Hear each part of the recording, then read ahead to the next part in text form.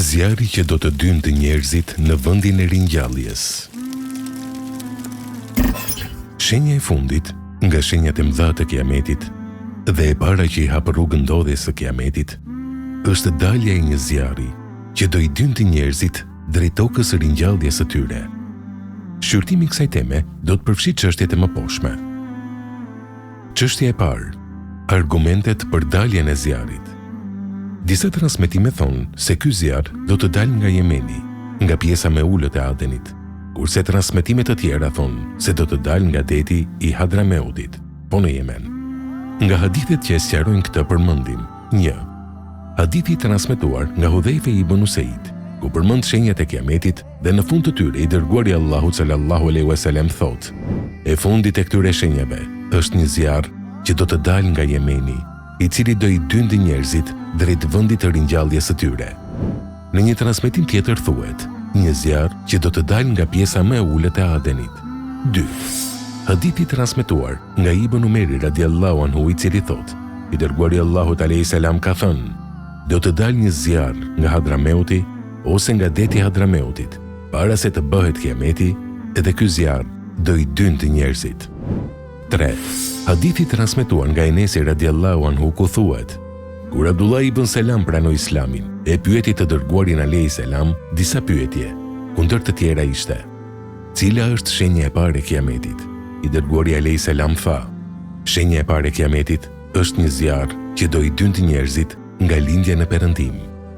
Çështja e dytë: harmonizimi mes haditheve që kanë ardhur në lidhje me vendin e daljes së këtij zjarri.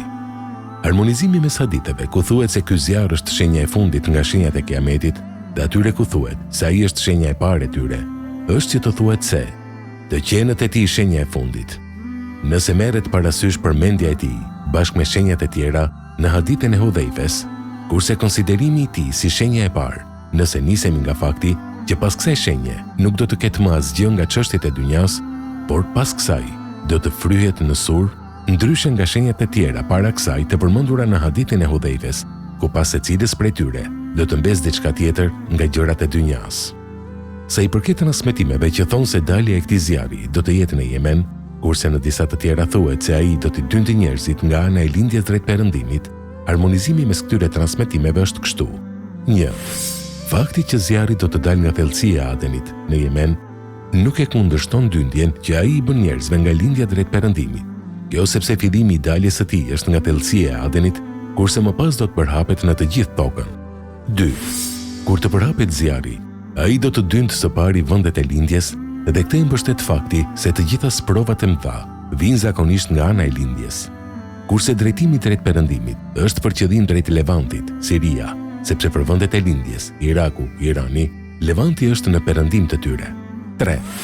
Ka mundësi që zjarri i përmendur në hadithin e Enesit të ketë për qëllim sprovat e përhapura që shkaktuan të keqen e madhe dhe përpin çfarë gjetën para, ashtu si përpin zjarri, dhe fillimi i tyre ka qenë nga lindja, derisa e shkatëruan pjesën më të madhe të saj. Kështu që njerëzit do të dynden nga lindja drejt Levantit dhe Egjiptit, të cilat gjenden në drejtim të perëndimit, gjë e cila në realitet ka ndodhur disa herë në kohën kur këto vende u sulmuan nga tatarët, mogolët e të tjerë. Kurse zjarri i përmendur në dy hadithet e Hudhaife ibn Usaid dhe ibn Umerit radiallahu anhu është zjarri vërtet, e Allahu e di më mirë. Çështja e tretë: vendi i dyndjes.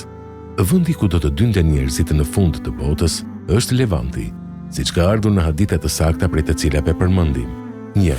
I dërguari Allahut alayhi salam thotë: ju do të dyndeni duke ecur në këmbë dhe kaluar mbi kafsha apo mjete dhe do të tërhiqeni në këtë drejtim duke bërë me dorë nga Levanti. 2.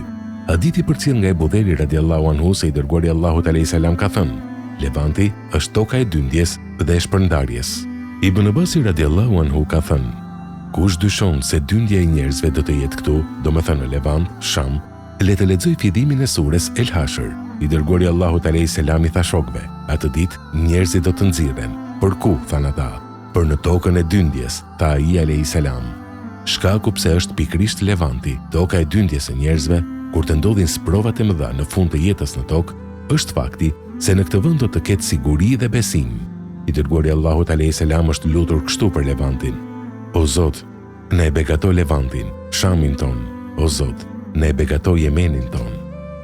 Kanë ardhur hadithe të shumta që flasin për vlerat e Shamit dhe nxisin për të jetuar në të. Çështja e katërt. Koha kur do të ndodhë dyndja e madhe. Dietarët kanë disa mendime në lidhje me kohën kur do të ndodhë dyndja e madhe. Disa prej tyre si Behakiu, Gazali dhe të tjerë thonë se kjo dyndje nuk do të jetë në këtë botë, por në botën tjetër kur njerëzit të dalin nga varret. Kurse shumica e dietarëve janë të mendimit se kjo dyndje do të ndodhë në dynja para se të bëhet kiameti dhe njerëzit do të dynden të gjallë drejt Shamit. Kurse dyndja nga varret në tokën e Mahsherit është ndryshe nga kjo dyndje së njerëzve drejt Shamit, të cilën i dërguari Allahut alayhis salam në hadithin e përcjellë nga Ebu Hurajra radhiyallahu anhu e ka përshkruar kështu dyndjen e dynjas. Njerëzit do të dynden në 3 rrugë, me dëshirë apo me pahir, 2 mbi 1 deve, 3 mbi 1 deve, 4 mbi 1 deve, 10 mbi 1 deve. Kurse të tjerët do i dynd zjarri, i cili do të shkojë me ta kudo që shkojnë, do të flejë me ta kudo që të flenë, do të zgjohet me ta kudo që të zgjohen dhe do të ngryset me ta kudo që të ngrysen. Si dhe shumë hadithe të tjera që flasin për dyndjen që do të ndodhë në fund të kësaj bote nga të gjitha vendet drejt vendit të dyndjes në tokën e Shamit. Në këtë hadith dhe në hadithe të tjera të ngjashme është përmendur udhëtimi mbi deve, ngrënia, fjetja dhe djegja nga zjarri e atij që mbetet prapa. Nëse kjo gjë do të ndodhë pas ringjalljes së njerëzve në botën tjetër, nuk do të kishte më vdekje, apo deve që i hipet dhe që blihet, apo ngrënia e veshje në ditën e ringjalljes. Përveç kësaj, hadithet që flasin për dyndje në botën tjetër e përshkruajnë atë me fjalët se njerëzit atje, qoftë besimtarët apo mohuesit, do të dynden të zbathur dhe të zhveshur lakuriq pas një tëmet fizike tek të gjitha ata pa përjashtim dhe ata që kanë qenë me tëmeta fizike në dynja.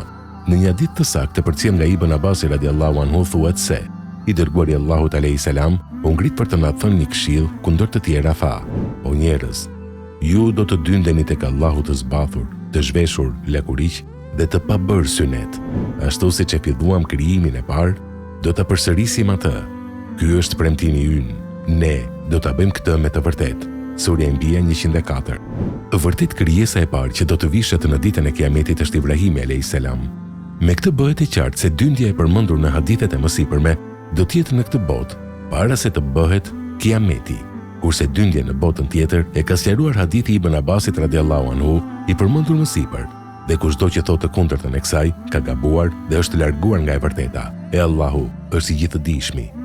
Ibn Rajebi, Allahu e mëshiroft, thotë se i përket njerëzve më të këqinj të tokës, në fund të jetës në botë do të dalë një zjarr që do i dynd ata me forcë drejt Shamit, derisa të grumbullohen të gjithë atje para se të ndodhë Kiameti.